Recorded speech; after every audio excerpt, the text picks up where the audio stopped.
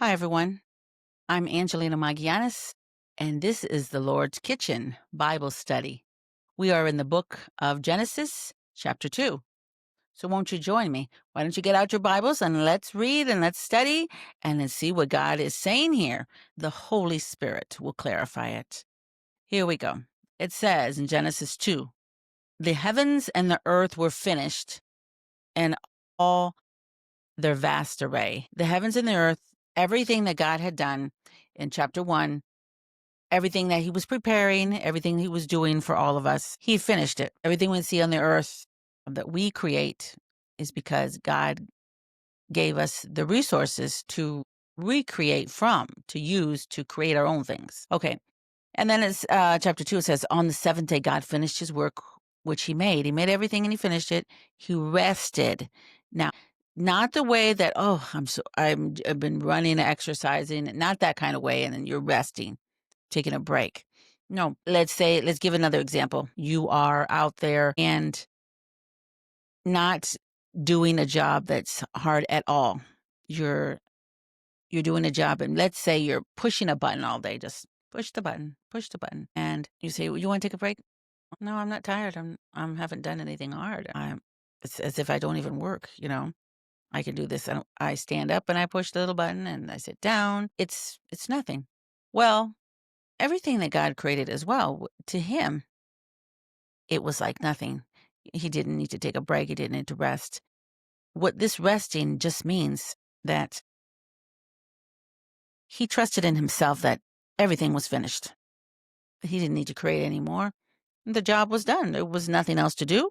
So it just ended, and it's like it's a break from that kind of work, that kind of whatever he was doing, whatever we're doing, because there's nothing else to do. So he stopped from it. That's all it means. And then he blessed that seventh day. So he spoke good things over it. And then from all his work which he had made, he blessed the seventh day. He made it holy. Verse 3 says, he made that day holy. He set it apart as a day of, as you can say, a remembrance, a day to remember that there was nothing left to do because he rested, or he stopped from all his work, which he had created and made. And this is the history of the generations of the heavens and the earth. This is all the history of times back, of everything, of where we come from, how things were created. Every place itself, every people have a history. Well, this is the history of everything. You're wondering, where did I come from? And every answer is in the Bible. If you seek, you'll find it. All right. Now it says also in the day that Yahweh God made the earth and the heavens. That's the history of that. So we can look in how we were created. And then it said in verse 5 that there was no plant of the field was yet in the earth, and no herb of the field had yet sprung up. Nothing had come up from the ground. It says because God had not caused it to rain on the earth. So we can see there that without the rain, the dirt, it doesn't produce. It needs the help of another ingredient, the rain. And it says there was not a man to till the ground, no one to mess with the ground like the farmers do. And it says, so a mist went up from the earth and it watered the whole surface of the ground so that everything in the ground would be growing and be taken care of. And it says, Yahweh God formed man from the dust of the ground, and he breathed into his nostrils the breath of life, and man became a living soul.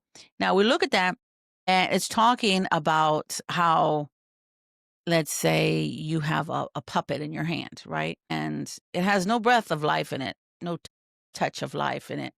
But when you put your hand in it, it seems like it's moving. Well, just like a costume, you have a costume and it just lays there until someone gets in it. And then it can move around. The costume seems as if it's alive because the person underneath it is alive. Man was there like you say, like a statue, a, a fake dummy. But he could not talk, move, think, anything, even though he had all the ingredients, so to speak, in his body everything he needed to do all those things. He needed that spark of electricity. And that was God. He needed God's breath of life. He needed the Spirit, which is life, because God is life, to be put into him, into this human being, so he could become a living person. It says here, a living soul, a living person. So you see, when the body dies as well, that living soul, that living person stays there, but the true part of the person goes back to God. The true part, because God created that person. And he created the spirit that is in him. He took from his spirit and gave it to the human, and he takes his spirit back. Now let's see. It says, God planted a garden eastward in Eden, and there he put the man who he formed. And when I said that he takes it back, it goes back to where it came from, back to heaven. And or if you're not a Christian, it goes somewhere else, because in the condition that humans are nowadays, and since the fall of man, from Adam and Eve's fall, people aren't with God, weren't with God back then either. So God puts them somewhere else because of their choosing. And he puts the true person somewhere else. And what is that true person? It's the spirit. As we see, the body without the spirit is dead. So the true person is the spirit, and they're alive. And God says that the spirit never dies. Why? Because God never dies, and that spirit came from God. But that spirit is corrupt, and God doesn't want anything to do with that spirit anymore because it got corrupt. In the same way that he doesn't want anything to do with the devil anymore because his spirit was corrupt. So he doesn't want anything to do with him anymore either. So when we pass away, that's what happens. You go, if you're with God, your spirit goes up with God. And if you're not with God, your spirit goes somewhere else where God has prepared, he says, for the disobedient angels and the humans that also disobeyed. They go there as well. Now we're getting off track. It says, God planted a garden eastward in Eden, and he put the humans there, that he had formed. We think of a garden, we think of fruits and vegetables. It was just a wonderful place for him to be in, filled with all God's creation and food everywhere. An outside refrigerator, you might say, everywhere. That was his food everywhere. And it says, out of the ground, Yahweh God made every tree to grow, and that is pleasant in sight. Have you ever been somewhere and you go on nature walks, they say, and everything is just so beautiful. The trees, all different colors of flowers, all different shapes, sizes. And it's just so beautiful. Wildflowers, other kinds of flowers, everything. And then the fruit trees, and they have their flowers. And this is how it was, the most perfect place that you could imagine. That's what this was. It says every tree to grow that is pleasing to the sight and good for food, because the man had to eat. So God made us able to eat. It says the tree of life also in the middle of the garden was there, and the tree of knowledge of good and evil. Now, you should take a look at that. The tree of life was there, tree of knowledge of good and evil. Now, the tree of life, Adam and Eve did not eat from, because if they would have, we would live forever. But we do not live forever yet. The human part of us, the flesh, you may say, we don't live forever yet. So Adam and Eve did not get a chance to eat of the tree of life. There must have been an abundance of trees they were eating from. They didn't get a chance to taste from that tree yet. So here there was the tree of knowledge of good and evil. We know that's the tree that they ate of. People like to say it's an apple. The Bible does not say it's an apple. There are a lot of fruits, and especially in all different kinds of places. So over there in Eden, where this was, we don't specifically know what kind of trees were there. Maybe we can pinpoint the place, the area, what kind of fruits grew there. But we don't know if God had every tree that bear fruit and vegetables in the whole world today. We don't know if they were all there. We don't know if there were others because things changed. Things changed after the fall of man. So we just have to know that it was just great. It was wonderful. And it says that there was a river and it went out of Eden to water that garden. So that river was the water to take care of that garden, showing from the beginning that the vegetation, all kinds, had to have water. And from there, it was parted and it became four heads. It went four different ways. The river went four different ways. And the name of the first one was Pishon. And this is the one that flows through the whole land of Havilah, where there is gold. And the gold of that land is good. And then there is aromatic resin and the onyx. The name of the second river is Gihon, the same river that flows through the whole land of Cush. Talking about all these rivers. And the name of the third was Hiddekel, and that flows through the front of Assyria. And the fourth, the Euphrates. Now you can dig deeper and deeper into all this and do lots of studies. But we need to get the main things out of here. It says, Yahweh God took the man and put him into the Garden of Eden to dress it and to keep it, to care for it. Everybody's gardens we still see need caring for. And Yahweh God commanded the man, saying, listen to that word. He says, it's a big word there, a strong word. He says he commanded. That means he didn't ask him if you want to. No. He says, you must do this. He says, he commanded him, saying, of every tree of the garden, you may freely eat. He's given him orders. And God is saying that because he expects him to obey. He expects him to listen and do what he wants him to do. And he expects him to do it willingly and not grudgingly, not saying, oh, do I have to? No, about anything. It's never God's fault when things don't work out. There's always something or someone to blame. Or, of course, you may say sometimes some things just happen. But it wasn't God's fault.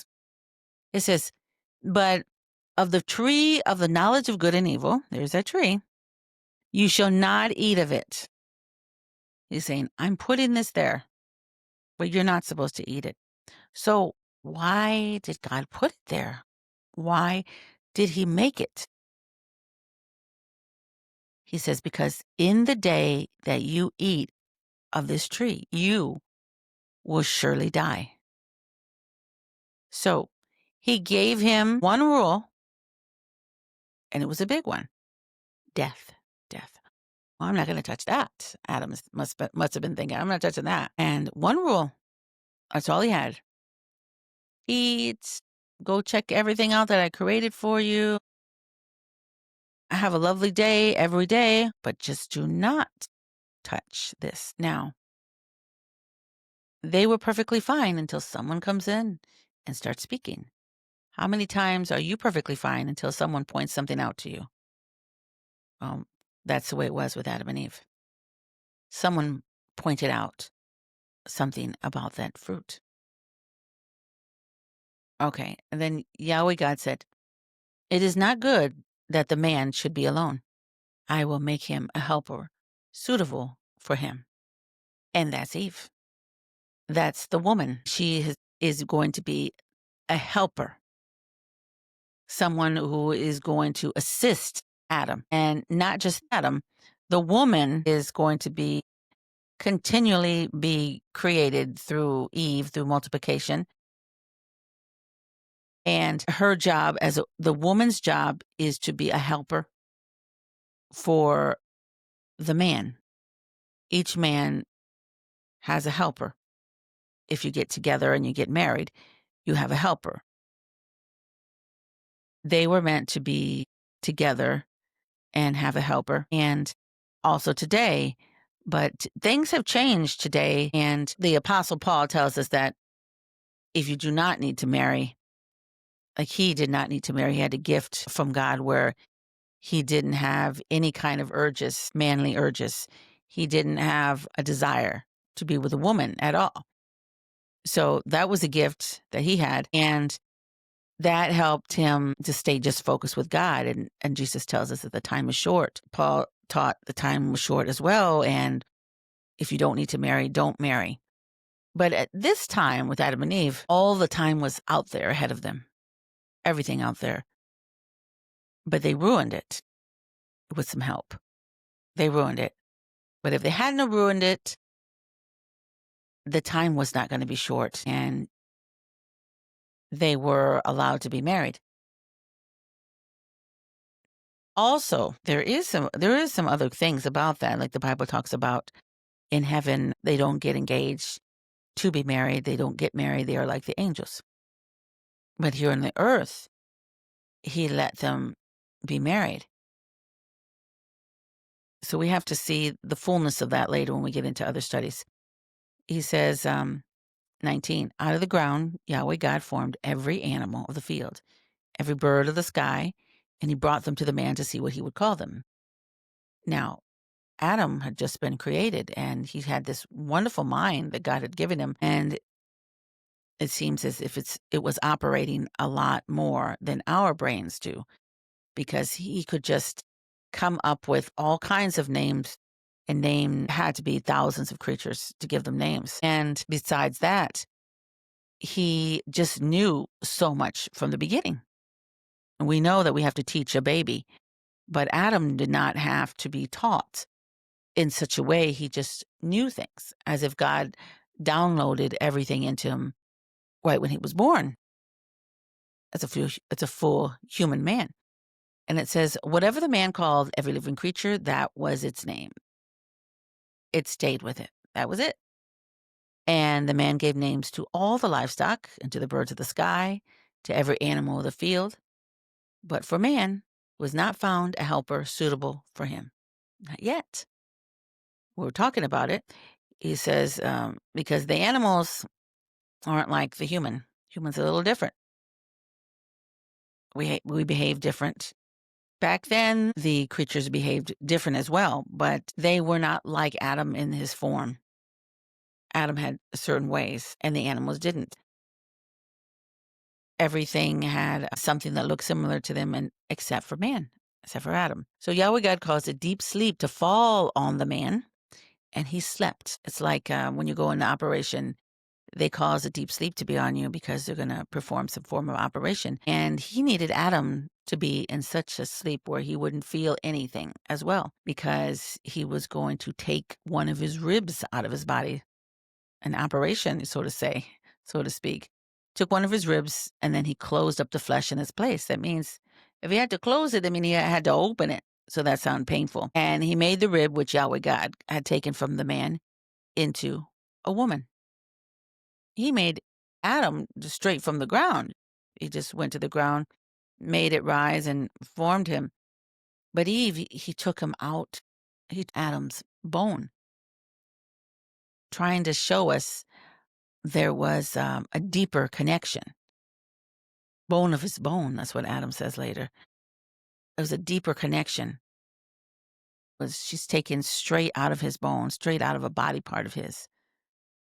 Not another lump of heap of dirt from the ground. And he made her from Adam's rib, and he brought her to the man, the finished product, Eve. And he says, here's a woman. And the man said, this is now bone of my bones, flesh of my flesh. He's saying, she's a part of me. That's what he's saying. And she will be called woman because she was taken out of man. And therefore, a man will leave his father and his mother. Now, these guys didn't have fathers and mothers yet, but this is going ahead of the story and speaking to the future, that people will be born and have parents, and they'll be called fathers and mothers. And after they're grown, they will leave them and go and start families of their own. And they will join with his wife, and they will become one flesh as well, just like Adam did with Eve. And it says they were both naked, the man and his wife, and they were not ashamed. We look at that and we say, well, how could they have been naked, completely naked, out in the grass and when they went to sleep and had to lay down on something? They didn't have houses, they didn't have blankets, they didn't have any of those things. So when we think about little creepy crawler things could crawl on you and they itch you and all this that kind of thing. And we think it could be just a little bit uncomfortable. Well, back then all the creatures were different. So they probably did not. I say probably, but I'm sure they did not touch the man, the humans, because God gave all the creatures wisdom as he gave Adam and Eve, and they were all equipped to behave themselves before the fall. They were not ashamed that they were naked. Now, for it also to say that they were not ashamed because they were naked, it does seem that they were actually naked and didn't have any clothing on them. People like to say that they had some kind of protective glow over them, shininess, where you couldn't see their bodies. But it says they were not ashamed. Now, when it says that, that means they were not covered at all. Because why would it say not ashamed? Because today, if we were uncovered, we may be ashamed and hide ourselves. So, but why would God have made them without any clothing? Well, he made the animals out without clothing as well. And we're all new creations. And we don't know if God was going to put some clothing on them. We don't know that. We don't know if they hadn't gotten to that step yet because God wears clothing in heaven. We don't know if they were supposed to grow and figure things out and try to put something on for themselves, but it just hadn't come to that yet. They hadn't figured that out yet. Everything was so new because it doesn't say how many days passed before they found out they were naked, before anything, the temptation of the devil, any of that. There's no, it was saying it was a week or 2 weeks, 2 years. It didn't say any of that. But it seemed like it was very early on. It's also a thing that is not something to get stuck on. And let's study this and study this and study this and studying for years and years and people months and months when some people haven't seen their healing rise up in them, when some people don't understand about the baptisms because there are more than one, when some people don't understand even about salvation correctly, but you're studying something like this. You have to move past things in the Bible. You can't just stay stuck on something and try to be there before you decide to move on because I just can't get it. I can't get it. You will get it. You will understand as you grow. All right. And that's the end of Genesis chapter 2. And we're going to stop right there and we'll get into chapter 3 next time. Peace to you and your family.